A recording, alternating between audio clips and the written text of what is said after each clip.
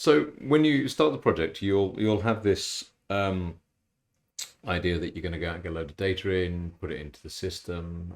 So we use PLATO, that's what I'll be showing you today, but there are others. But you'll put it into the system and out will pop the number. Fantastic. All sounds easy, doesn't it? But unless you're extremely unusual, you'll find all sorts of problems get in your way from that kind of basic idea. Um, the classic things we see here are you reach out to someone to say, send me the data for such and such, and they kind of go, I'm just busy. They don't say no necessarily. They just get shunted to the bottom of the queue, and you don't get the data you need in time, or they send you the wrong data, or with electricity data, the company that you used to use to provide all electricity data has now gone bankrupt or merged with another company, and so when they come to get the records aren't there. If the previous company, for whatever reason, they've got lost in the transfer between company A and company B. That happened to us this week. So it's the real life cases. Other things you can get are that you want the data to a certain level of detail. For example, let's just say taxes, and you want to know the mileage from A to B, and whoever's recording it is recording it, maybe in something else.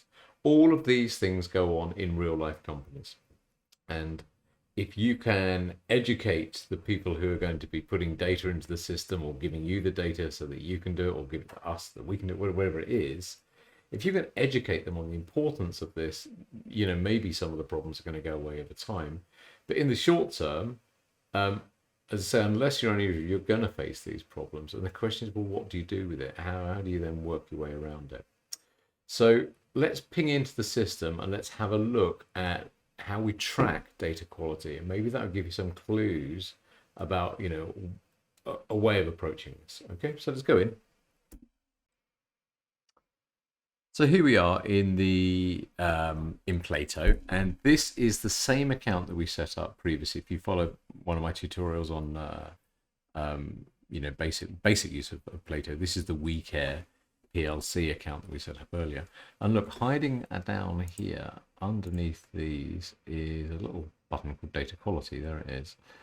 And if you click on it, what it gives you is a grid where all down the left hand side you've got all of the scope 3 well, scope 1, 2 and 3 really categories that are included for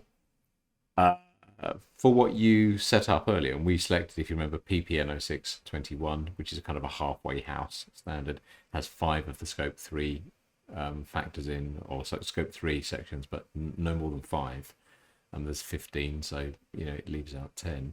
So down the left hand side you've got the kind of section that we'd be thinking about, and across the top you've got the sites themselves. So there's 4 sites in this sort of configuration, and then for each one of them there's a grid, and you can set things in here nice and easy. Let's say it's, for example, data not available, bash, and there it goes, bright red. And so you can soon see, I think, at a glance, what's green and what's red.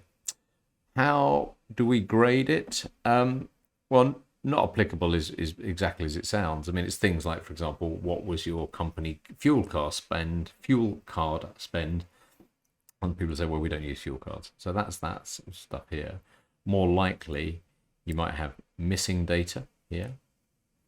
And at the other end of the scale, a complete data set there. I mean, that's obviously what we're heading for. That's a data score of 10, where you've got measured monthly data with the source documents available for review. Okay, 100% complete. Now, the one that causes problems is this: estimated using an approved methodology.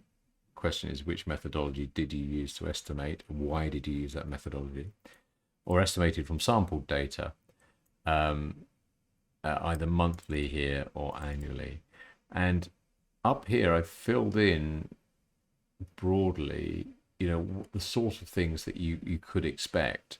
And the highlights here, if we set, for example, electricity purchase, that's normally pretty good. So why don't, we've set that to be 97%, but you could equally well for a lot of clients that we deal with have actually, it's fully complete. So let's just change that there, and that changes across there.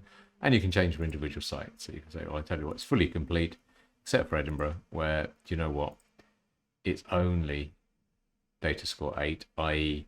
it's 90% complete.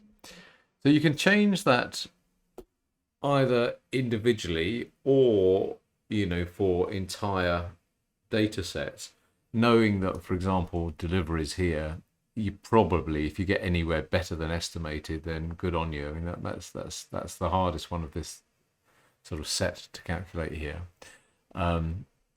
With the commute either being done generally on a sample basis, or you might have, for example, the tram and the tube here just being done on a pure estimate here using sort of industry standard figures.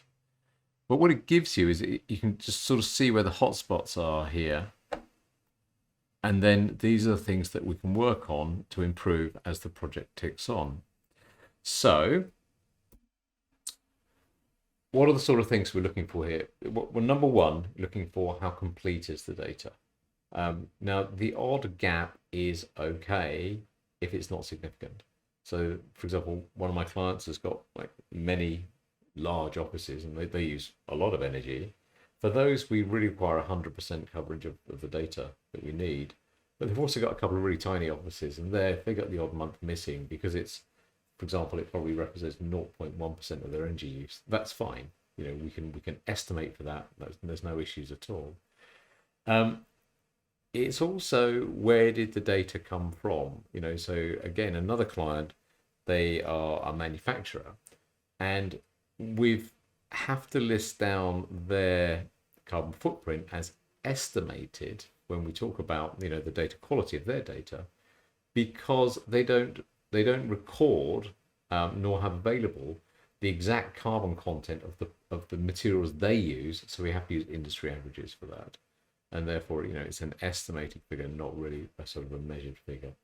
So you got gaps, and then you got whether it's estimated or not. What you also might like to think about is the frequency.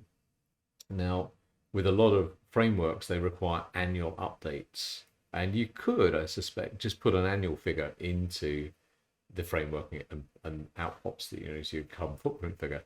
But, and there is a but, you don't get to see the patterns through the year then, and they can be sometimes very useful. You can spot problems within data by looking at the pattern that it forms through the year. And without that, if you just put one figure in, you don't get that. Similarly, if the numbers don't really stack up, you look at the end number and go, that doesn't feel right. If you've just got the annual figure, it's harder to see where there's problems. Whereas if you've got monthly, you might see a spike somewhere and go, well, look, there's a problem with that part there. So monthly is better than annual. Estimated, yeah, if it's not significant. And gaps, we need to plug the gaps, but you will get gaps. It's I assume at this stage, we're in 2021, not many people are used to doing this. And so when you go in and say, can you send me the data on that? If you get it, happy days. So there you go. That's data quality. Some things to think about there. And obviously over, for example, a 36-month engagement time, you start with poor data quality, and as the time gets better and better and better, so as the time goes on, the data quality level goes up and gets better and better, and that's great. That's what you're looking for.